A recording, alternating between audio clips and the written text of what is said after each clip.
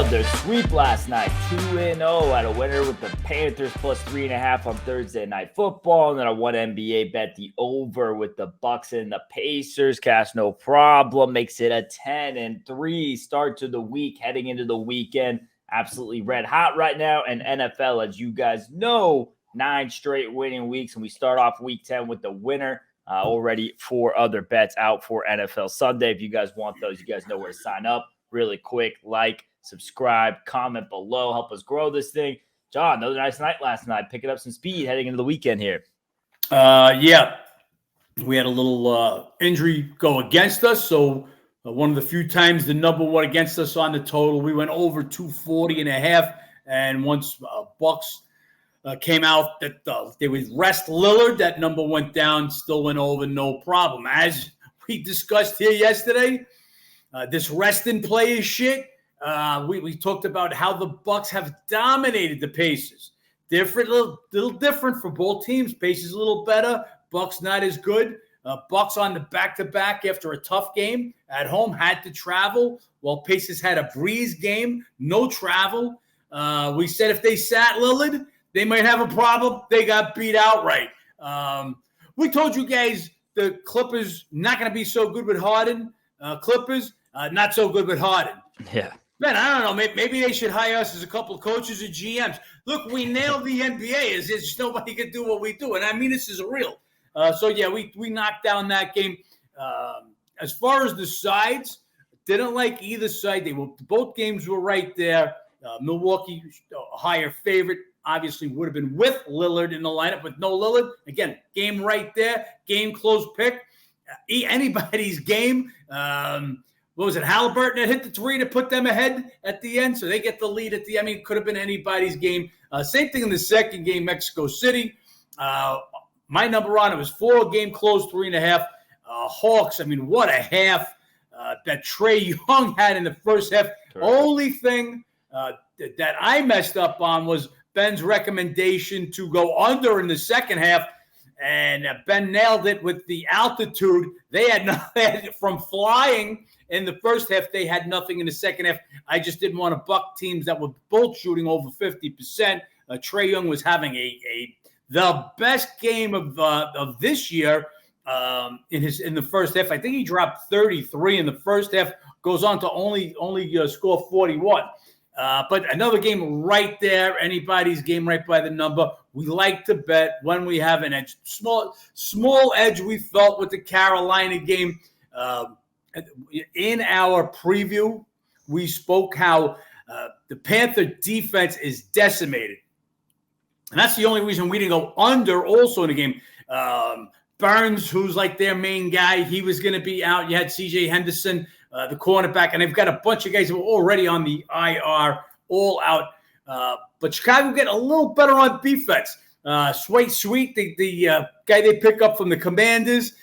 Brisker comes back. Chicago bad defense. Granted, it was against a pathetic Panther offense, but the Bears defense last couple of weeks looking a little better. So they're getting a little better. They still leave a lot to be desired. That Panther quarterback, oh my God.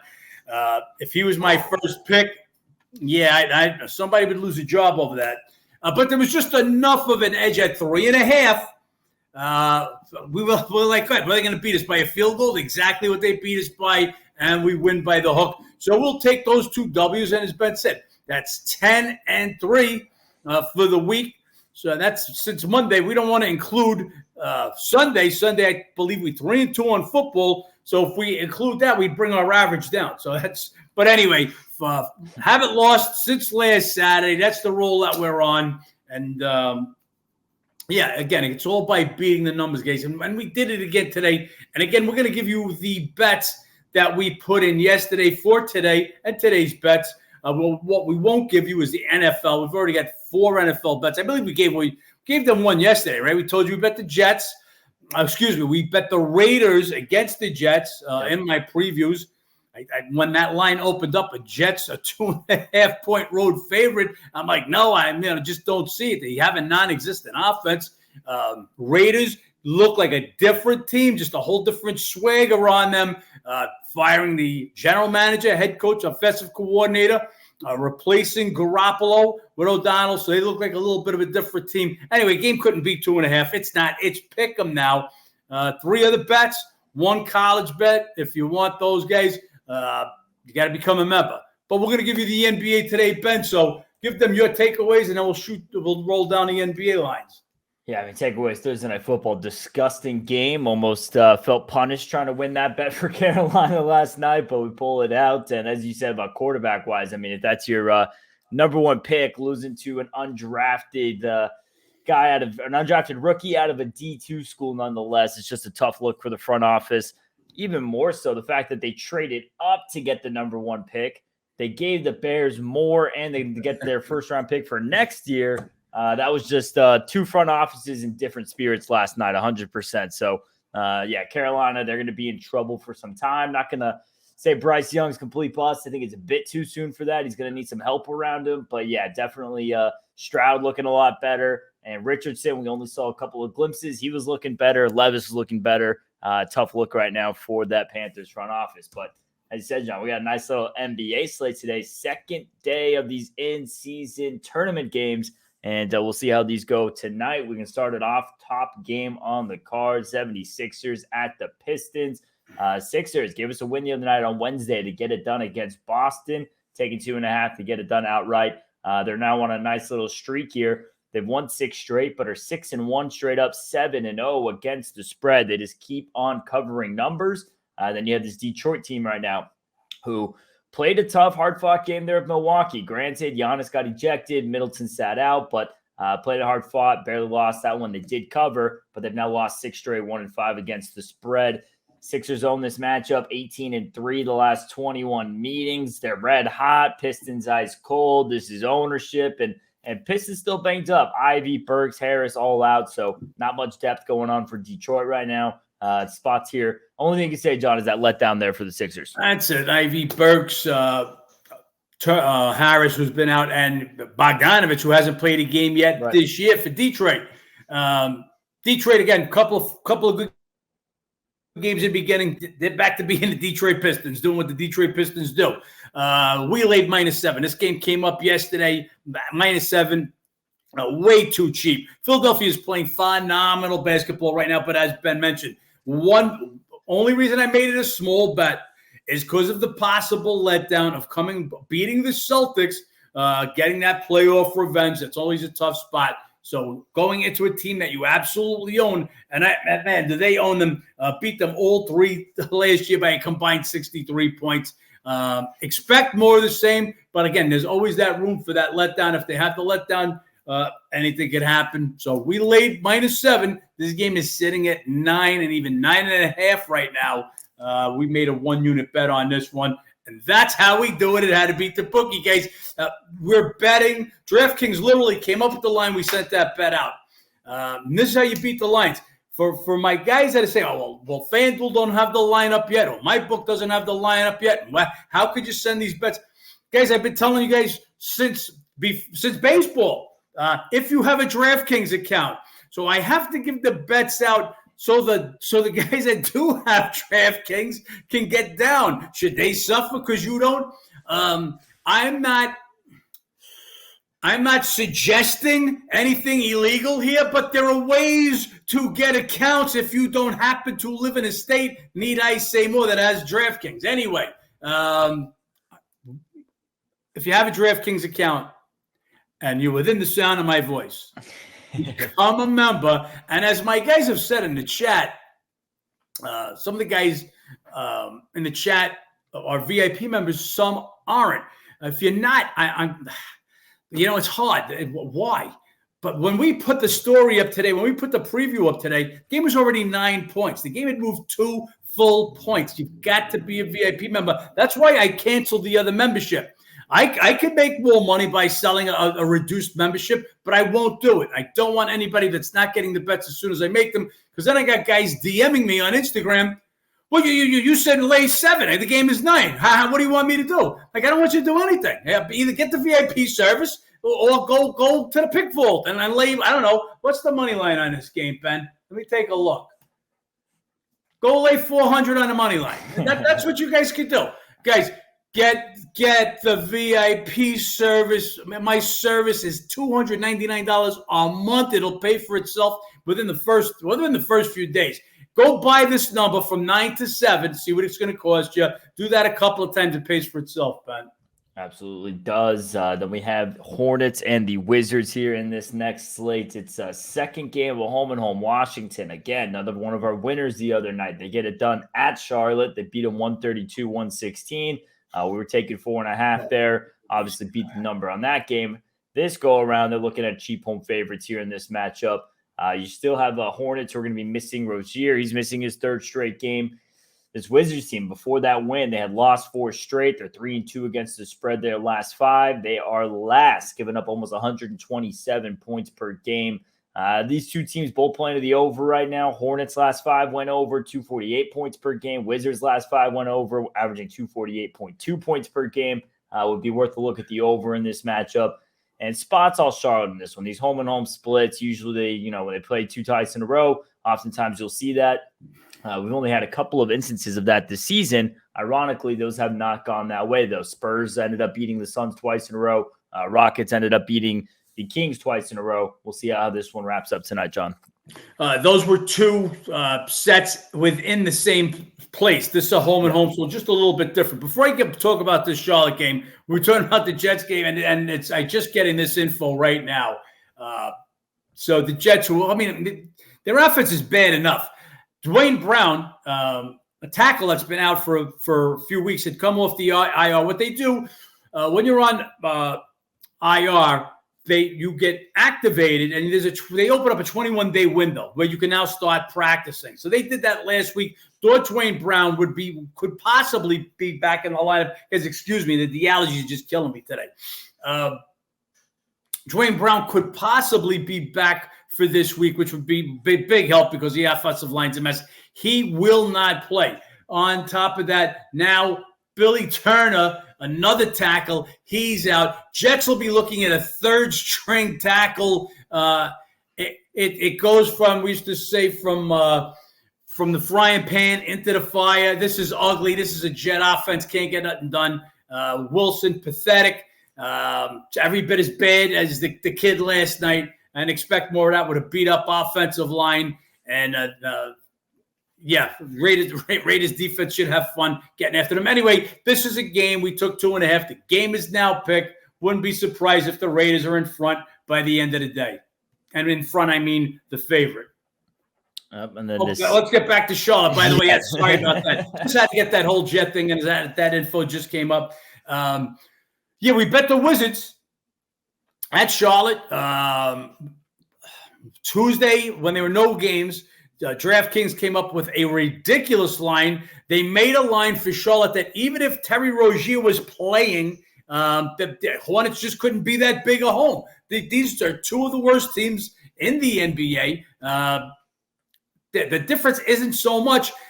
Charlotte's actually better on the road than they are at home. Washington, not much better at home. So there's not much of a difference there, home and road either way. Big number. We took 4.5. That game closed 2 or 2.5, depending on your book. Watch one for fun. We're coming back the other way, though, this time. I took 3 on what this game opened up 2. It hit 3 this morning. Some spots still at 3. So if by the time you guys watch this, maybe it's still at 3. But we took 3. Same thing, home and home. Just not much of a difference. Charlotte actually a little better on the road. The couple of games that Rozier's missed, Ball has picked it up, played much better. Look for him to have a big game, and I think Charlotte gets this one. We took 3 with the Hornets. Then we had the Nets at the Celtics. You have this Nets team coming off a win against the Clippers. They keep running into injury problems, though. So they had some depth issues early on in the season. Claxton, he still remains out. Cam Thomas, who's been leading the team, scoring 27 a game. He's now going to miss a couple of weeks.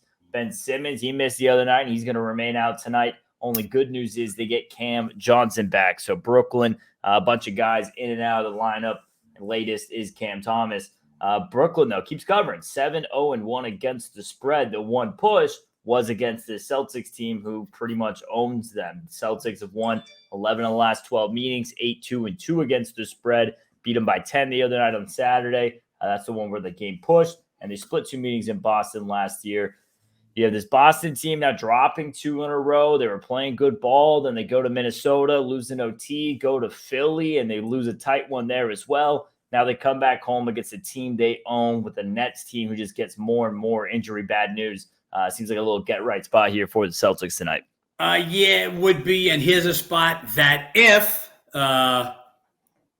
Celtics didn't play tomorrow, we'd probably lay the Celtics to bury Brooklyn.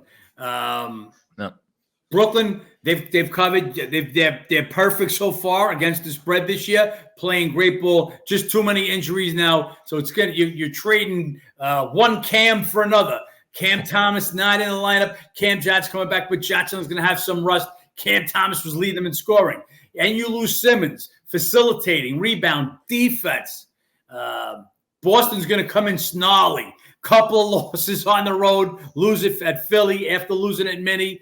But the problem is, we talked about it all year, Boston's not a deep team.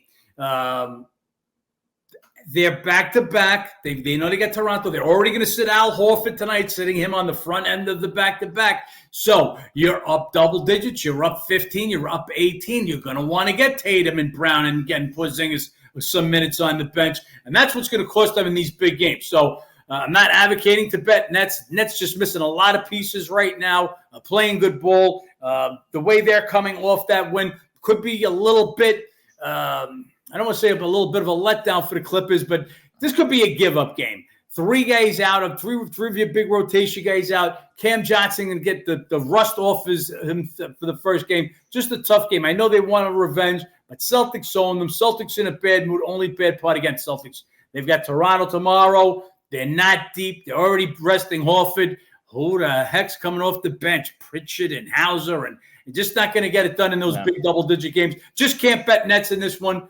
Certainly not laying double digits with the Celtics. Would think it could be a burial game if they didn't have Toronto tomorrow. Then we have T-Wolves going on to San Antonio. T-Wolves red hot right now. They finished off the homestand, winning 4 straight, crushing the Pelicans, depleted Pelicans the other night. They are 0-2 on the road so far this season, so we'll see if that becomes a trend with them as they go for another road game tonight, leading the league, allowing 101 points per game.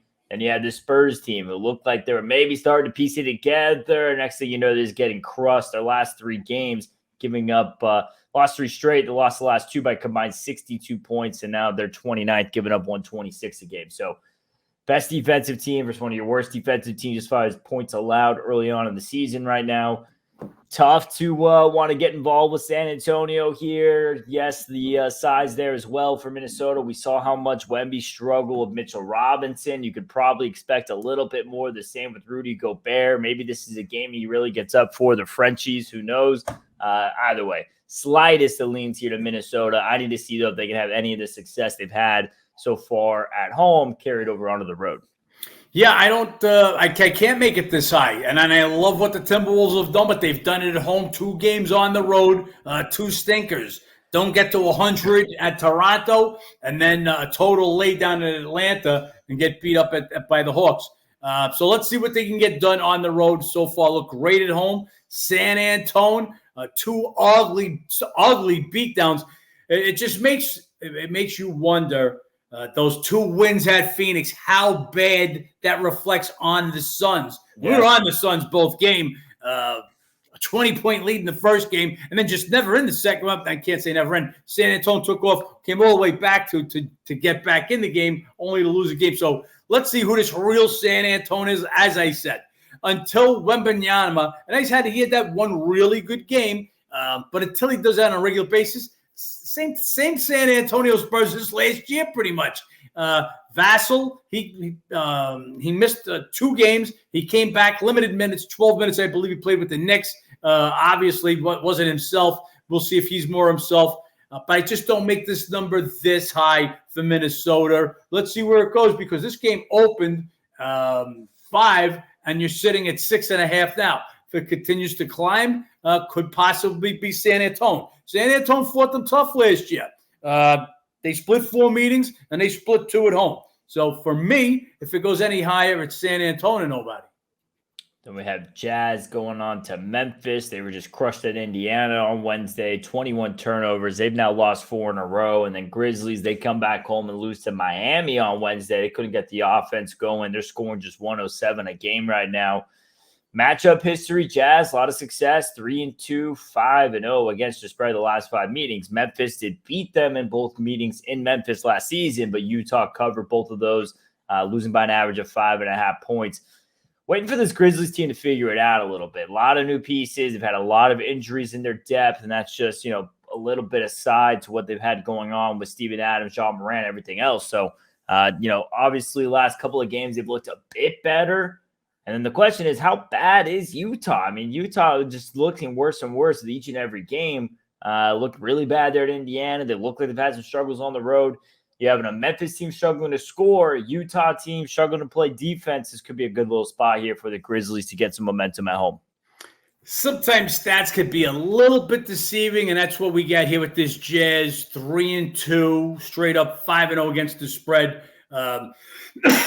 These teams, Jazz have played, and in the last, they played early this month, 11-1 this month at Utah. Utah waxes them. They played 4 times last year. Jazz winning twice at home. Memphis winning twice at home. So they hold serve on their home floor. Only difference, Memphis, a much better team last year, was a bigger favorite, and Utah was able to get in under the number. So watch that with those numbers. Jazz, I've said this a couple of times. Beginning of the year, I expect a little bit more out of the Jazz. They're getting worse. They're not getting better. Blown out, as I think it's by a combined 61 points so far on 3 games of the trip. So this is the final stop for the Jazz on the trip. Memphis had no travel. They played at home against Miami. They're still looking for their first win. They're looking for a little revenge from getting embarrassed up in Utah. Again, they've held service last year on the court. Look, Memphis, another bad team. I think Jazz are just that much worse on the road. I laid 4 yesterday. This game right now sitting at 4.5 or 5, depending on your book. I like the Grizzlies to give the Jazz another beatdown. Then we had the Pelicans on to Houston. Both teams, a lot of injury question marks here. Pelicans were just crushed at Minnesota. No Zion, no McCollum in that game. Zion and Herb Jones, both questionable here in this one tonight. We'll see what's going on. McCollum remaining out. And then for the Rockets, the rookie Thompson, he missed last game. He's remaining out. And Sengun, who just does a lot of little things for them, does a little bit of everything. He's questionable. So that's a big question mark there for the Rockets tonight. Need to see what's going on with both these teams injury-wise. Pelicans started off the season looking phenomenal, and then they just get this injury bug they get every year. It's been passed around a little bit, and ever since, have not quite looked the same. As far as the matchup history, you have Pelicans. They won 8 of the last 10 meetings, 8-2 against the spread.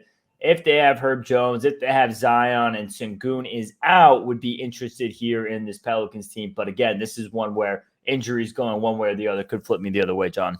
Injuries, guys. NBA, it's all about injuries. Not all about injuries. Other things too, but you got to know the injuries. I won't even talk about this game because when you got injuries on both sides, we're talking about major injuries. Sengun's a key piece to what the Rockets are doing right now. And Zion, obviously, is Zion. Zion and Jones even that much more important with McCollum definitely out. Yep. And Pelicans being so shorthanded to start with. Remember, 3 rotation players, 3 guys that played a lot of ball last year, Alvarado, Marshall, Murphy, they started the year in the IR. They haven't touched the floor. So this is the Pelicans' problem. It's been the Pelicans' problem every year. Is it Ingram that goes down? McCollum goes down. Zion's out for the year. You got to be healthy. You got to be on the floor to be a serious team.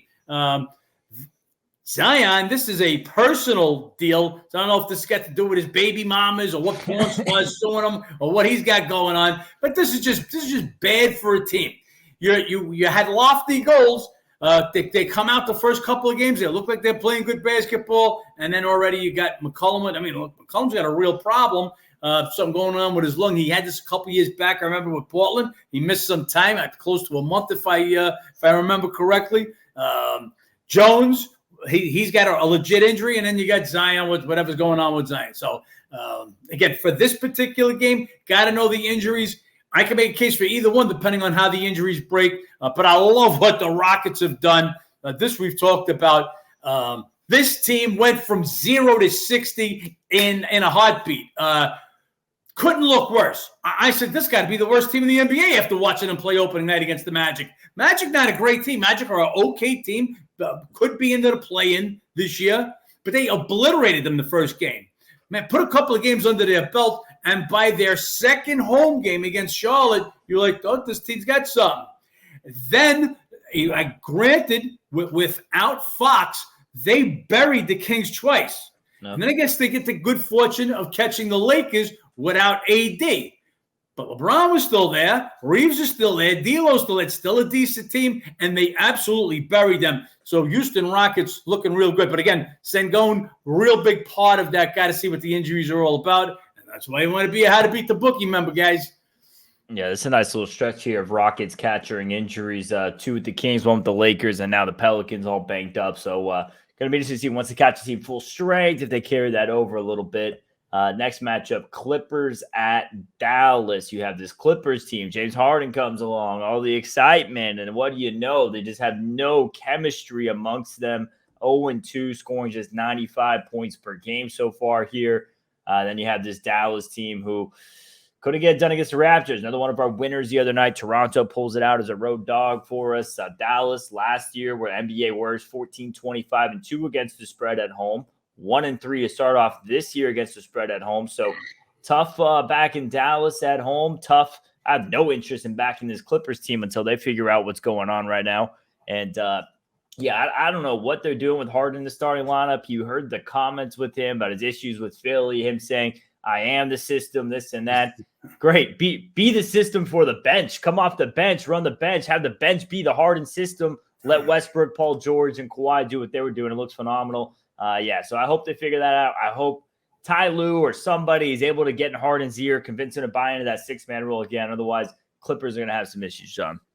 Yeah, we thought so. We talked about it as soon as this trade was made, but we're not the guys saying afterward. And granted, it's only 2 games, and they may at some point be able to work it out. But there's always, as we talk about with any team, especially these super teams that you put together, there's a process period that's got to be worked out. Who's going to be this guy and who's going to be that guy, and obviously this has not been worked out. 2 games, and Clippers have yet to score 100. So got their work cut out for them. But the Sharps, they're seeing something. And this game opened 3 on me overnight. I had no interest in the game. Game is now down to 1. Could somebody know something about an injury? Doncic or Kyrie? Kyrie, as we know, has been having a little problem. He's been listed questionable the last few games. I've seen nothing about Doncic out there. So we'll wait to see about that. But I've got no interest in the Clippers. Some other shops seem to see like they like something. I don't. My number on this game is 1.5. So the beginning number 3, just a number that wasn't enough. 3.5 probably would have been a take for me. But now at 1, we're starting to get a little bit on the low side, although Dallas just atrocious at home. And that's why we bet the Raptors against them Wednesday night and took another W with that game. Yeah, similar thing I said with Miami, though. If you're going to bet Dallas at home, these are the lines to do it when you can just take them at a money line price. Just all exactly what we saw in Miami against the Lakers. They only won that game by 1. So these are prices a bit more appealing. We'll see where that number goes, see if there's any injury breaks. Then we have Thunder at Sacramento. Still no De'Aaron Fox for the Kings. They're just now 1-3 straight up against the spread without him. Big loss. And OKC, they go 3-3 in the homestand after beating the Cavs. SGA had a day, 43, 6-7. This OKC team, they're figuring it out. And over the next couple of years, 8 first-round draft picks in the next 2 seasons. Just ridiculous. So can't wait to see what all they do with this team. They were really good on the road the last couple of seasons. 2-0 straight up against the spread so far on the road this year. Sacramento has a nightmare of issues right now. The only thing making it difficult to bet OKC in this game, Kings have won 9 of the last 10 meetings, 7-3 against the spread. So tough to break that trend, but not the same Sac team without De'Aaron Fox. So take that trend with a grain of salt. Leans to OKC in this game, John. Yeah, I can't break that trend. The trend is your friend. Always remember that. I'm not saying go bet Sacramento. They're a different team without Fox, to say the least. They couldn't even get by Portland. They needed overtime the other night to get by a Portland team that had you're already without Anthony Simons. The rookie Henderson was out, and then Brogdon, he goes down in the first quarter. So they basically played the last three quarters without a point guard. So, Zach, they get their problems. Sabonis stepped up the last game, came big. They're going to need more than that if they're going to beat OKC. But the trend says, how can you bet against Zach? 9 out of the last 10, 7-3 against the spread. So it's a game. Unless the line moves, we find some lineup differences. I'll stay off this one. Then we have the Lakers at Phoenix. Anthony Davis, Jackson Hayes, both did not play in that Houston game. Waiting to see what's going on with them. And then for the Suns, Devin Booker going to miss again. Beal came back for that first his Suns debut. Didn't look great. Obviously, he's got to get his legs back under him, everything else. So we'll see if the next couple of games starts to look like he gets some chemistry going with these guys. Weird matchup history. It's just tough to get a read on. Lakers won the last three. Booker only played one of those 3 games. Kevin Durant only played one of those 3 games. And it's tough to get a read. Before that, Suns absolutely own this matchup. But, hey, without Booker in the lineup, this is none of the same players from that Suns team that own this matchup. Not one single player, not even a coach. So, completely different Suns roster right now as far as the matchup history. Lakers haven't gotten it done on the road yet. 0-5, 1-4 against the spread. And you have a little bit of revenge from earlier this season. I have a slight lean to the Lakers, and I hate saying that, if Anthony Davis plays. Just with this being one of those tournament games, end of a trip where they're looking ahead a little bit to this one when they got killed at Houston. If Anthony Davis plays, we'll be looking at the Lakers in this matchup, only with Booker out, John. Yeah, as Ben said, the injury problems here, they lie for the Lakers. We know the situation for Phoenix. Booker's still out. Booker, 2 games. That's all he's played so far this year. And if you guys saw our last podcast that we had Wednesday, we went with Phoenix over Chicago, and we told you whether Beal plays or not. When Beal was he did come back. It's his first game. There's going to be the rust. He's going to be limited. 24 minutes and shot 3 for 12. So more harm than good. If you go back into the podcast that we shot Wednesday, you'll see I said be good for Phoenix for down the road. For the season, but not good for them for that game for Beal to come back. When superstars come back, that first game's always going to be tough. And not that I'm going to call Cam Johnson a superstar, but again, he's a guy coming back tonight after missing most of I think he played the first game, he's been out since. So there's no trade-off. Cam Johnson getting rust off. Cam Thomas, who's been leading the team in scoring. That's a losing swing. Expect Beal to get better than that first game. Got a little game under his belt. AD, now you guys know his story with AD. He's a punchline. The guy's soft. What can we say? When he plays, the guy could be one of the most dominating players in the NBA, but it seems like the smallest thing, this guy's out of the lineup. He said he would play that the night against Houston. The line went all the way down to 2. We had taken 4 on that game, but proof's in the pudding. Tip-off comes. He was on the bench in street clothes, and Rockets just blew the Lakers out. If he plays tonight, I think 3 is the right line. I think 3.5 might be a little high, but that's because of the revenge and the ownership. Phoenix has absolutely owned them. The 3 wins that the Lakers have had, 1 this year and 2 last year, were all at L.A., and Phoenix hasn't played any of them. Well, this year, the game at LA, KD played, but both Beal and Booker missed that game. Last year, Phoenix basically sat all their guys when they played them at LA. So no way do I want Lakers. I think Phoenix would be in a little revenge spot in this spot. Numbers just a little bit high. But again, that's if AD is playing, and we don't know for sure that he's playing today either. A lot of injury question marks, guys. Zion, Sengun, waiting to see some more there, obviously, with AD. And as we get more of those information on who's in, who's out, how to beat the Bookie members will be notified. You guys will be updated in the previews. If you guys want all that information as it becomes accessible to us, sign up on the app or the website. John, 10-3 week, red hot as far as NBA is getting going. NFL's been hot all season long, 9 straight winning weeks, 4 bets out for Sunday. We got a lot coming up this weekend, and hopefully we can keep it rolling here. NFL, put another game in the W column. That'll put us over 70% for the NFL season. We are having a ridiculous NFL season. Now, 70% may sound just okay to some of you guys that are ill-informed, that are out there listening to guys yell and scream that they hit 80% and their super mega whale bets hit 90%. But please realize, if you believe them, you're an idiot. Nobody hits that. We are now in week 10. I defy anybody to tell me that there's 70% in the NFL. Nobody's 70% in the NFL except yours truly. NBA, little bit of a slow start. You could see that ticking right up. And again, even when we lose, we lose with the best of it. We lose taking 2, and our team goes to a 2-point favorite. So there's the difference. At the end of the year, we're going to win NBA like we win NFL, like we win MLB every single season, because that's what we do. We get the edge. We don't guarantee any game could win. Look, Philadelphia could go into Detroit and get shocked today, maybe pull it out with a late bucket or get beat outright. You don't know. But we laid 7 and the game is 9.